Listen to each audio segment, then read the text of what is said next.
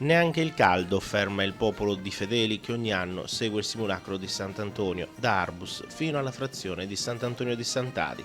Aspetto con ansia sempre questo giorno che è veramente bello sia per me che per tutta la popolazione. 38 km di percorso fanno di questa processione la più lunga della Sardegna, la seconda in Italia.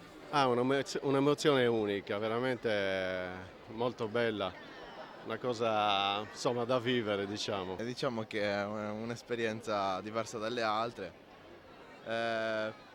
più che altro faticosa l'ultimo pezzo. È la festa che unisce Arbus a Sant'Antonio di Sant'Adi. Nei 4 giorni di festeggiamenti vengono messi da parte i problemi della frazione.